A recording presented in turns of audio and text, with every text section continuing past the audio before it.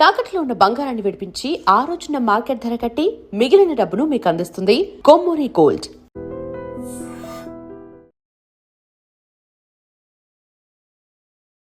Hello everyone, I'm veena Puppala. I'm fee registered mutual fund distributor. So ఈ వీడియోలో అయితే నేను మీకు క్లియర్గా 40 అబోవ్ ఉన్న ఏజ్ గ్రూప్ వాళ్ళు, లేకపోతే 40 to 50 ఏజ్ గ్రూప్ ఉన్న వాళ్ళ మనీ మేనేజ్మెంట్ ఎలా చేసుకోవాలి, ఎలాంటి ఇన్వెస్ట్మెంట్స్ చేసుకోవాలి, అండ్ మెయిన్లీ ఎక్స్పెషల్లీ ఎందులో ఇన్వెస్ట్ చేస్తే వాళ్ళకి బెటర్ ఆప్షన్ ఉంటుంది అనేది ఎక్స్ప్లెయిన్ చేస్తాను. సో ఈ వీడియో అయితే లాస్ట్ దాకా చూడండి, డెఫినెట్గా మీకైతే హెల్ప్ఫుల్ అవుతుంది. So coming to the topic, మీరు ఏజ్ గ్రూప్ ఆఫ్ 40 to 50 ఉంటే నేనైతే డెఫినెట్గా మీరు ఈక్విటీ ఇన్వెస్ట్మెంట్ స్టార్ట్ చేయమని చెప్తానండి. 50 అబవ్ ఉన్నారు, 50, 55 ఆర్ 60s నియర్ బై ఉన్నారంటే ఈక్విటీ ఇన్వెస్ట్మెంట్స్ చేయకూడదు. అసలు ఏంటి ఈక్విటీ ఇన్వెస్ట్మెంట్స్? ఈక్విటీ ఇన్వెస్ట్మెంట్స్ కాకుండా ఇంకా మనకి ఎలాంటి ఇన్వెస్ట్మెంట్స్ ఉంటాయి, ఎందులో ఇన్వెస్ట్మెంట్స్ చేస్తే బెటర్ అనేది ఎక్స్ప్లెయిన్ చేస్తాను. సో మెయిన్లీ ఈక్విటీ ఇన్వెస్ట్మెంట్స్లో మనకి 2 కేటగిరీస్ ఉన్నాయండి. ఒకటి వచ్చి డైరెక్ట్ స్టాక్స్, రెండు వచ్చి mutual funds. So I'm authorised person to tell about the mutual funds. So mutual ఫండ్స్లో మీరు ఇన్వెస్ట్ చేయాలనుకుంటే మీరు ఫాలో అవ్వాల్సిన ఒక స్ట్రాటజీ ఏంటంటే, మీరు 40 to 50 ఉన్నారు, ఓకే, మీ ఇన్కమ్ ఎంతైతే ఉందో అందులో 20 నుంచి 25% దాకా ఇన్వెస్ట్మెంట్స్ అనేవి చేయొచ్చు. సో ఎందులో చేయాలంటే ఆ 20 నుంచి 25% దాకా ఆల్మోస్ట్ 15% దాకా మీరు ఈక్విటీని కన్సిడర్ చేయొచ్చు, రిమైనింగ్ 10% మీరు డెట్కి కన్సిడర్ చేయొచ్చు. అండ్ ఇన్వెస్ట్మెంట్స్ అన్నీ కూడా ఎలా ఉంటాయంటే బేస్డ్ అపాన్ యువర్ గోల్స్ ఉండాలండి. So goals and me income ఎంత ఉంది, ఓకే, లెట్సే మీరు ఒక 50,000 సంపాదిస్తున్నారు, మీ ఏజ్ ఒక 40 ఏజ్లో ఉంది. సో ఇలాంటప్పుడు మీరు చేయాల్సిన మెయిన్ ఇంపార్టెంట్ సెగ్మెంట్ ఏంటంటే, మీ శాలరీలో ఒక పోర్షన్ ఆఫ్ అమౌంట్ ఏదైతే ఉందో, ఒక 5,000 లేకపోతే ఒక 10,000 ఎసైడ్ పెట్టి దాన్ని మీరు ఇన్వెస్ట్మెంట్ పోర్ట్ఫోలియోగా బిల్డ్ చేసుకోవచ్చు. లేదు మీకు ఆల్రెడీ చాలా ఎక్స్పెండిచర్స్ ఉన్నాయంటే మీరు అందులో ఒక 5,000 రూపీస్తో అయినా మీ ఇన్వెస్ట్మెంట్ జర్నీని స్టార్ట్ చేయొచ్చు. అండ్ మీరు 40స్లో ఉంటే 80% దాకా ఈక్విటీలో ఇన్వెస్ట్ చేయొచ్చు మీరు 40స్లో ఉంటే. మీరు 50స్లో ఉంటే 60 to 70% దాకా మీరు ఈక్విటీలో ఇన్వెస్ట్ చేయొచ్చు. మీరు 60 అబోవ్ ఉంటే 40% ఈక్విటీలో పెట్టండి, 60% డెట్లో పెట్టండి. సో ఎందుకు ఈ ఎలకేషన్, ఈ డిఫరెన్స్ ఎందుకు వస్తుంది అంటే, equity market runs with the different cycles అండి, ఓకే. సో ఒకసారి మనకి బుల్ సైకిల్ ఉంటుంది, తర్వాత బేర్ సైకిల్ ఉంటుంది. బుల్ సైకిల్ ఉన్నప్పుడు ప్రాబ్లం ఏం లేదు, మనం పెట్టిన ఇన్వెస్ట్మెంట్స్కి కరెక్ట్ రిటర్న్స్ అయితే వస్తాయి.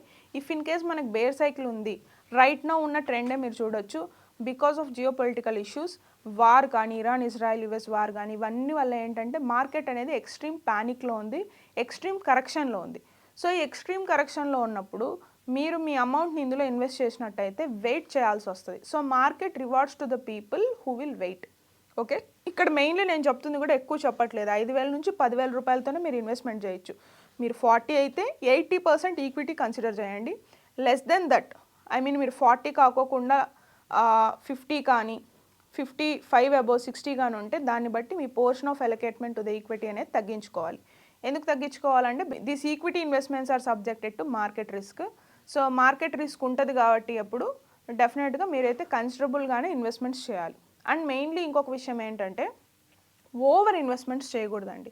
సో మీరు పెట్టిన ఇప్పుడు లెట్సే మీరు ఒక 1,00,000 రూపాయలు పెట్టారు, వన్ టైం పెట్టారు, 1,00,000 ఆల్ ఆఫ్ సడన్ మార్కెట్ బాగా పర్ఫామ్ చేయడం వల్ల ఒక 1,50,000 దాకా మీకు పెరిగింది అనుకోండి. దాన్ని బేస్ చేసుకొని లోన్స్ తీసుకొని మీరు మ్యూచువల్ ఫండ్స్లో ఇన్వెస్ట్మెంట్స్ చేయడం, లేదంటే మీ ఫ్రెండ్స్ దగ్గర తీసుకొని ఇన్వెస్ట్మెంట్స్ చేయడం, ఈఎంఐ లాగా మీరు ఒక పోర్షన్ పెట్టుకొని ఇన్వెస్ట్మెంట్స్ చేయడం, ఇలాగ చేయడం వల్ల ఏంటంటే చాలా చాలా ఛాలెంజింగ్ ఫ్యాక్టర్స్ వస్తాయి. దీని బదులు మనం ఇన్వెస్ట్ చేయకపోవడమే మంచిది.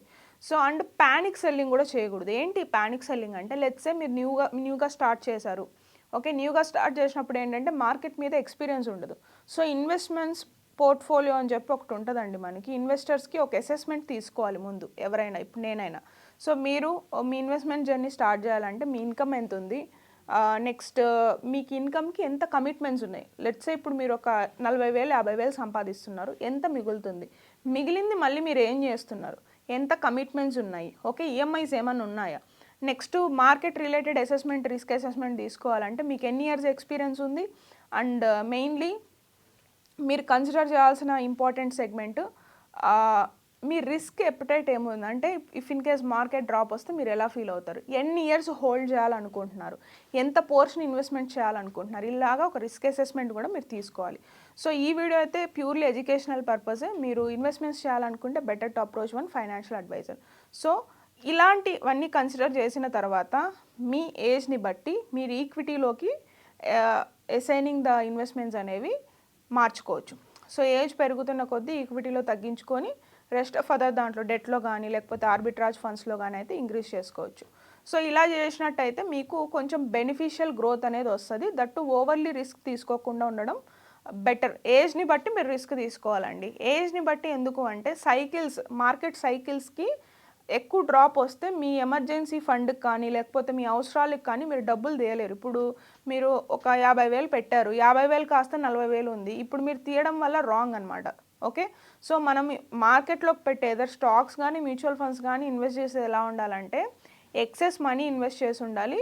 అండ్ ఇన్వెస్ట్ చేసిన మనీ మీద మీకు డిపెండెన్సీ ఉండకూడదు, మీరు ఆ డబ్బుల మీద ఆధారపడి ఉండకూడదు. అది పెరగడానికి వదిలేయాలి అలాగా. సో అప్పుడు పెరిగినప్పుడు తీసుకునేదానికి మీకు స్కోప్ ఉంటుంది. ఎవ్రీ టైం మీరు ఇన్వెస్ట్ చేసి డిపెండెన్సీ ఉంటే ఏమైపోతుందంటే ప్రతిసారి తీయాల్సిన అవసరం వచ్చినప్పుడల్లా ఈ అమౌంట్ని మీరు తీయడానికి ఆలోచన చేస్తారు. సో ఇవైతే మీరు కంప్లీట్గా అవాయిడ్ చేయాలి. ఇవి ఇన్వెస్ట్మెంట్ మిస్టేక్స్ అంటారు వీటిని. అంటే ఓవర్లీ ఇన్వెస్ట్ చేయడము, లేకపోతే ప్యానిక్ సెల్లింగ్ చేయడము, లేకపోతే ఇలాంటి ఎడ్యుకేషనల్ వీడియోస్ విని ఇన్వెస్ట్ చేయడం, లేదంటే మీ ఫ్రెండ్స్ ఇన్వెస్ట్ చేసినారని చెప్పి ఇన్వెస్ట్ చేయడం. సో ఇది కంప్లీట్లీ పర్సనలైజ్డ్గా అప్రోచ్ ఉండాలండి. ఇన్వెస్ట్మెంట్స్ అనేవి జనరలైజింగ్గా చెప్పలేము, ఎందుకంటే వాళ్ళ రిస్క్ మైండ్ సెట్ వేరు ఉంటుంది, మీది వేరు ఉంటుంది, మీ ఇన్కమ్ వేరు ఉంటుంది, మీ ఫ్రెండ్స్ ఇన్కమ్ వేరు ఉంటుంది. సో ఇలా పర్సన్ టు పర్సన్ అన్నీ వేరు అవుతాయి కాబట్టి, అండ్ మనీ రిలేటెడ్ రెస్పాన్సిబిలిటీస్ కూడా వేరు వేరు ఉంటాయి కాబట్టి దాన్ని బట్టే మీరు చేయాల్సి వస్తుంది. సో మెయిన్లీ గుర్తుపెట్టుకోండి, 40 years ఉంటే ఈక్విటీని ఎక్కువ 80 to 90% ఈక్విటీ కన్సిడర్ చేయండి. 50 అలాగుంటే ఓకే 70 దాకా మీరు వెళ్ళొచ్చు. సో అబౌవ్ 60, ఓకే 50 to 60 ఉంటే 70 దాకా కన్సిడర్. అబౌవ్ 60 ఉంటే 60 నుంచి 50% మాత్రమే ఈక్విటీలో అయితే పెట్టుకోండి, ఎందుకంటే subjected to market risk. I hope మీకు ఈ వీడియో యూస్ఫుల్ అయిందని అనుకుంటున్నాను. Please do subscribe. I will see you in the next video.